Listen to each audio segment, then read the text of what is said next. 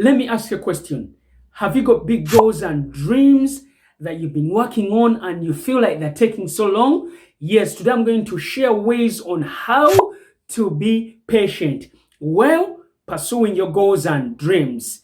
Yes, and before I go into the tactics, please do me a favor, comment and subscribe to my YouTube channel where I bring you a weekly video. So today, the first tactic I want to share with you on how to stay patient is to have faith and trust God's timing. See, most of the time when we are pursuing big goals and dreams, the fact are they are going to take a long time. But sometimes, yes, we lose that patience. Sometimes we say, oh, I've been working on my goal and dream, but it's just taking so long. I'm just going to give up. This is not worth it.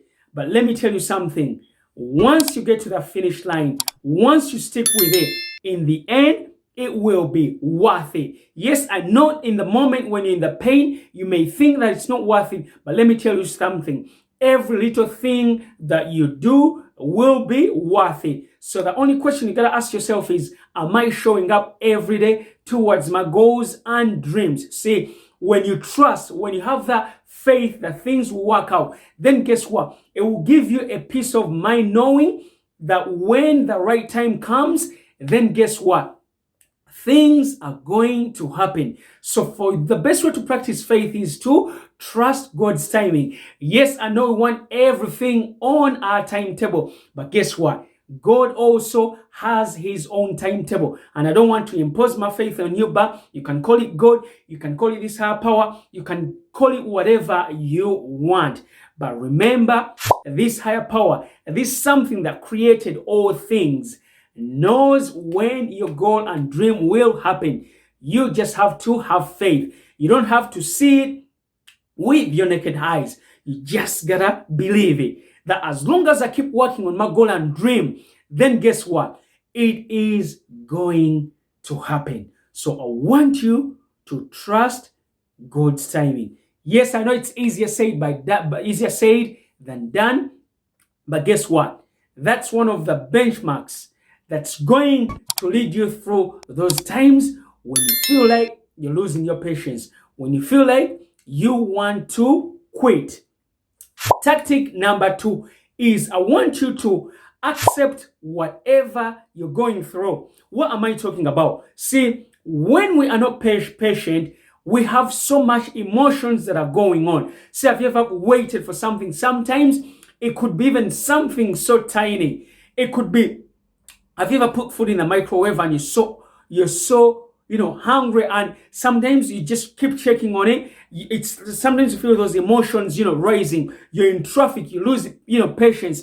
But this time, obviously, we're referring to our goals and dreams. So it's going to elicit an emotion. So I want you to accept what you're going through. I'm not saying you say, oh, it's accepting, it's not giving up, but it's accepting that, yes, it is what it is. If it was to happen any faster, then guess what? It would have happened. So I want you to accept that, yes, my goals and dreams haven't happened. So see, when you accept something, what it means is it's going to give you that sense of peace. It's going to give you a peace of mind. It's like something that's happened before. What happens is, what the mantra I want you to say is, it's happened before. If it was to happen any other way, then it would have happened. See, something that's already happened, you can't bring it back. So imagine if you brought that into your goals and dreams. When you're feeling impatient, you just accept that it is what it is. It will happen. So I want you to accept what you're going through. Then the third tactic is I want you to practice this mantra that these too shall pass. It's not come to stay. What this means is, the impatience, your goals and dreams will come to fruition. You're not going to be like this forever. As long as you're working towards your goals and dreams, then guess what? They will happen no matter what. As long as you keep showing up on a daily basis, as long as you keep doing whatever you're doing within your heart of hearts, as long as you've got good intentions, then guess what? These too shall pass. it's not come to stay. The impatience will pass, it's not come to stay. These are all things that are going to give you that peace of mind. And lastly, but not the least, the last tactic is I want you to practice a meditation on a daily basis. See, meditation will help you keep you in the present moment. Because when we're impatient, we're thinking about something that we want it now, but it hasn't happened. And sometimes that's where most of us quit. So I want you to find a meditation practice, and I'm not going to impose this on you. Figure out what works for you. Sometimes it could be a guided meditation where you listen to some music in the background while someone is directing you, because all these are, things that are going to help you in the long run. Practice meditation on a daily basis, because guess what? This is going to help you to stay in the present moment. So those are the tactics I wanted to share with you on how to be patient. And as always, please do me a favor, comment, subscribe, and share this video. And let's quickly do a recap. Number one is I want you to have faith and trust God's timing. Number two is I want you to accept what you are going through and realize if it would have happened earlier, then guess what? It would have. So trust, accept what you're going through. Number three is I want you to say to yourself, this too shall pass, it's not come to stay. This too shall pass, it's not come to stay.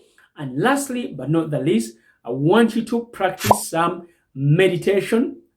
Devote a meditation practice that works only for you. So that's what I wanted to share with you, and I hope these tactics will help you to stay present. And our tactics will help you to stay patient. And I'll catch you on next week's video. Have a fantastic weekend. I love you, my fans. Mwah.